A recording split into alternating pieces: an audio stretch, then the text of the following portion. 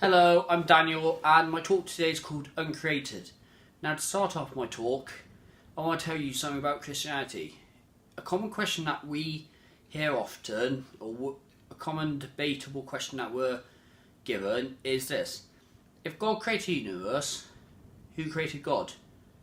Now the problem with that question, if God created the universe, who created God, is that it's based on the assumption that God is based around the same ideas and principles and laws in which we know creation to be known as today, in the universe, here and forth, whatever.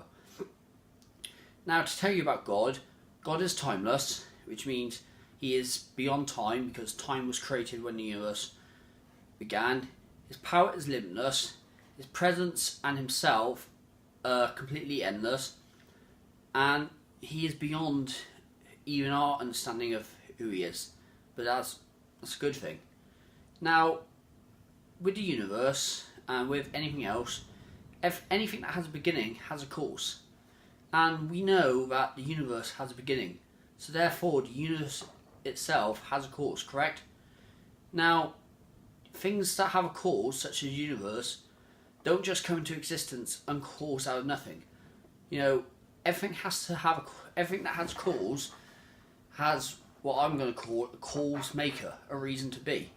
Like, you don't see an avalanche begin for no reason. Quite often it's because one snowball begins and it builds up, or a loud noise or whatever, and bursts an avalanche or whatever.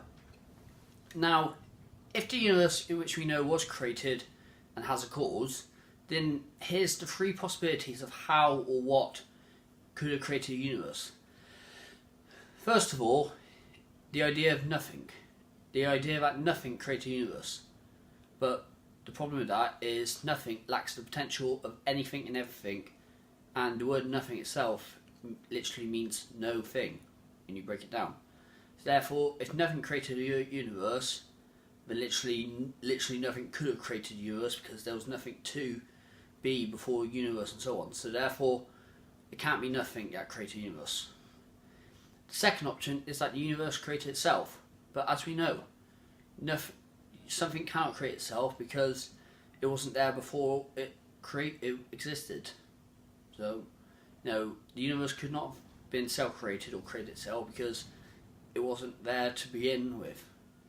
Now, the third option is that it was a transcendental, eternal being, something that was immensely powerful and is beyond the knowledge of power, in which we know is not bound by the same laws and principles and creative ideas and so on that we know, such as laws of physics, and we call that being within Christian faith God, or God the Father.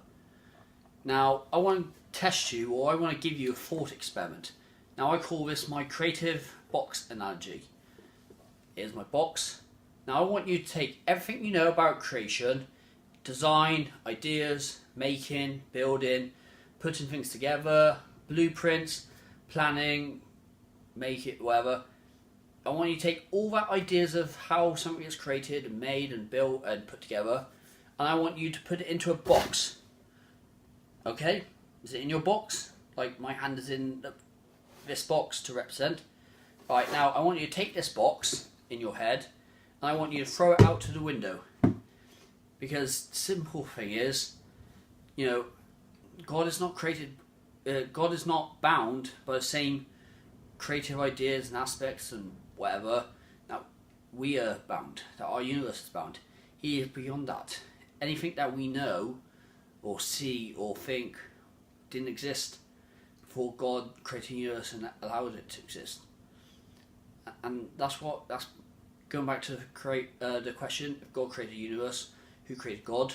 The simple fact is, God is uncreated by our logic, and that he has always existed even before we know what existence was, because he is beyond power and everything. So yeah, thank you, God bless, I'll see you in the next video. Goodbye.